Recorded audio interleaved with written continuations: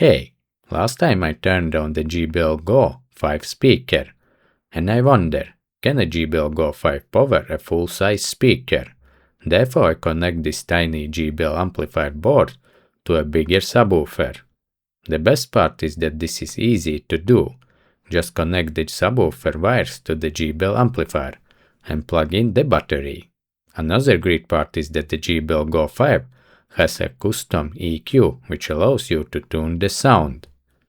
But now let's test the same song on the bigger speaker and then switch back to the JBL speaker itself.